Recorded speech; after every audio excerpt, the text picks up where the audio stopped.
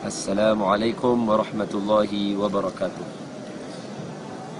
Video ini saya dedikasikan kepada seluruh rakyat Malaysia, khususnya kepada kedua ibu bapa saya yang sentiasa memantau diri saya, ahli keluarga, adik-beradik, sahabat-sahabat, rakan-rakan, sanak saudara, rakan dan taulan, dan tidak terlepas juga kepada rakan-rakan pejabat sama ada di Puisel, Puis, Kibia Al-Hijrah, Wakaf, Tabung Haji, dan semua kepada yang sentiasa mendoakan kebaikan untuk 30 minit Ustaz Don, kepada diri saya dan kepada semua. Video ini saya dedikasikan khas untuk semua.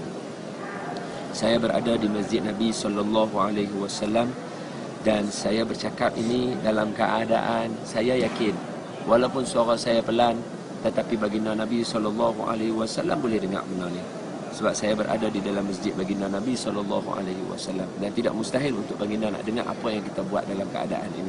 Dan malaikat penuh di dalam ini. Saya sentiasa pohon kepada Allah Subhanahu Wa Taala supaya percakapan yang saya susun akan menjadikan satu yang manfaat untuk diri saya dan kepada semua, dan menjadi satu yang faham untuk diri saya dan kepada semua. Saya pun tak tahu sebenarnya sejak bila budaya caci maki, aib orang apa semua mula menular dalam negara kita, negara Malaysia yang dipimpin, yang dipandu dengan Islam dan budaya timur. Walaupun kita kata Malaysia ni berbilang bangsa, berbilang kaum, tapi kena ingat kita orang timur.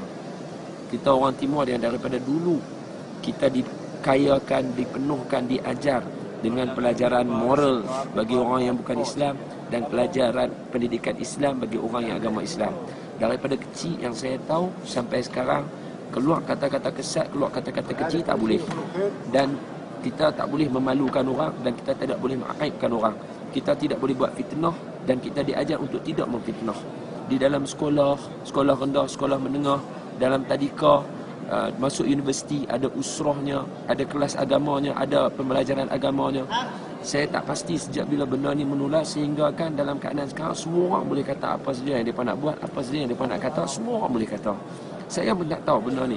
Sebab kalau benda ni betul-betul boleh, maka kena buang benda yang ada dalam silibus pembelajaran. Buang benda-benda ni dalam silibus pembelajaran. Sebab apa? Sebab saya juga difahamkan ketika sekolah dulu, pemimpin-pemimpin yang memimpin negara mestilah orang-orang yang boleh jadikan ikutan.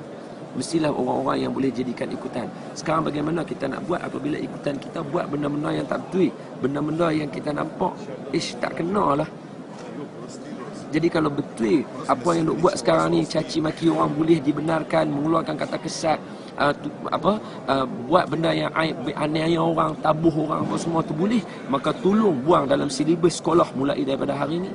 Buang benda-benda tu semua. Jangan ajak dah kat budak-budak kata benda tu tak boleh. Sebab apa? Kalau orang macam saya, kalau saya budak pun saya akan fikir, kenapa sekolah kita tak boleh? Kenapa di luar orang-orang dewasa semua kata boleh? Wallahu a'lam. Sejak bila benda ni menjadi budaya kepada kita, saya pun tak tahu. Cuma saya pohon, ya Allah, dengan diri yang takdir ini, jadikanlah ya Allah di tempat yang aku berada ini, di dalam masjid yang penuh dengan keberkatan ini, tolong jadikan ya Allah negara Malaysia negara yang aman, negara yang dipimpin dengan kepimpinan Islam, negara yang dibawa dengan bawakan Islam. Kerana ya Allah, Islam telah bertapak di Malaysia sudah sekian lama, dan telah membawa negara Malaysia kepada satu tempat yang mulia dengan meletakkan Islam sebagai agama persekutuan, iaitu agama negara Malaysia sendiri. Jadi saya pohon kepada Allah Subhanahu Wa Taala untuk jadikan kita rakyat Malaysia yang berbilang kaum, berbilang bangsa, untuk duduk bersatu hati, untuk jadi orang yang baik, untuk mengeluarkan kata yang baik, untuk bersatu. Sebab apa? Ya Allah, saya takut dalam keadaan natijah ni nanti bila habis pilihan raya, lepas kita dah kata dekat orang kau, kita dah bubuh orang, kita dah tutuh orang cukup.